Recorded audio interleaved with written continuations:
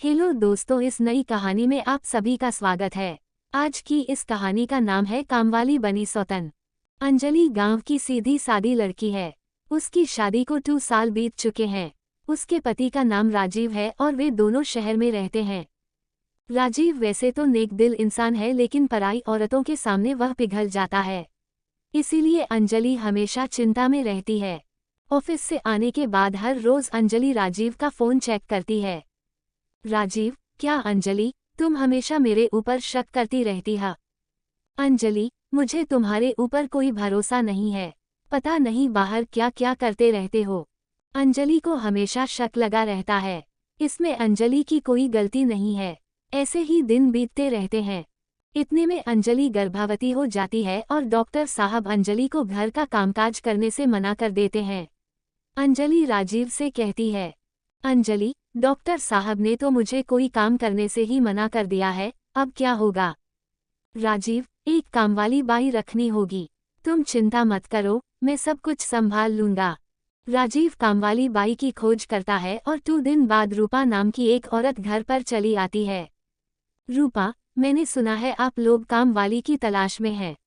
मुझे रख लो, मैं बहुत अच्छा काम करती हूँ। रूपा की उम्र 23 के आसपास है और वह बहुत सुंदर भी है। रूपा को देखकर राजीव पिघल जाता है। राजीव, हाँ, हम तुम्हें रख सकते हैं, बिल्कुल रख सकते हैं। अंजलि, नहीं, रुको, पहले जांच तो कर लेते हैं कि इसका घर कहाँ है, ये आई कहाँ से है। राजीव, उसकी क्या जरूरत है अंजलि, अभी हमें कामवाली की जरूरत है, हम इसे रख लेते हैं। राजीव अंजलि की बात नहीं सुनता है और रूपा को काम पर रख लेता है। रूपा घर के कामों में लग जाती है, मगर उसके काम से अंजलि बिल्कुल खुश नहीं है। वह हर काम आधा अधूरा करती है और काम से ज्यादा समय सजने धजने में लगा देती है। राजीव तो बस रूपा को देखता ही रहता है। अंजलि, राजीव, अभी तक तुम तैयार नहीं हुए हो, आज ऑफिस नहीं जाओगे। राजीव, नहीं अंजलि, आज अच्छा नहीं लग रहा है। अंजलि आराम करती रहती है और राजीव बैठकर पूरा दिन रूपा को देखता रहता है। रूपा, अरे साहब, क्या देख रहे हो ऐसे। राजीव, तुम्हें देख रहा हूँ। रूपा, तुम कितनी सुंदर हो। रूपा, ऐसे ना बोलो साहब, मालकिन सुन लेगी तो बवाल हो जाएगा। राजीव, तो फिर आज रात को जब तेरी मालकिन सो जाएगी तब घर के बाहर चली आना, हम दोनों खूब गप्पे लड़ाएंगे। यहाँ राजीव रूपा का दिल बहलाने में लगा हुआ है और उधर कमरे के अंदर बैठकर अंजलि सोच रही है। अंजलि, आखिर राजीव को हुआ क्या है। जो रोज ऑफिस जाने के लिए मरता था, वह आज ऐसे ही घर पर क्यों बैठा है। कुछ तो गड़बड़ है। रात को अंजलि खाना खाकर सो जाती है। राजीव इसी के इंतजार में था। अंजलि के सोते ही राजीव घर के बाहर चला गया। रूपा भी चली आई और दोनों मिलकर बातें करने लगे। राजीव, रूपा, तुम्हें पता है तुम्हारे बाल बिल्कुल रेशम जैसे हैं। रूपा, ऐसे ना बोलो साहब, मुझे शर्म आती है। राजीव, हाँ, मैं सच बोल रहा हूँ, और तुम्हारी आंखें इतनी सुंदर हैं कि क्या बताऊं। तभी अंजलि आ जाती है और दोनों को रंगे हाथों पकड़ लेती है। अंजलि, अच्छा तो ये चल रहा है यहाँ पर, मैं सो क्या गई और तुम यहाँ कामवाली के साथ गप्पे लड़ा रहे हो। अंजलि को देखकर दोनों घबरा जाते हैं। रूपा, नहीं मालकिन, मेरा कोई दोष नहीं है, साहब ने ही मुझे बुलाया था। राजीव, अरे हाँ अंजलि, मैंने ही रूपा को बुलाया था। असल में रूपा के पिता की तबीयत बहुत खराब है, इसलिए सोचा था कि उसे कुछ पैसे दे दूं। राजीव, ये लो रूपा, 2000 रुपीज, अब जाओ यहाँ से।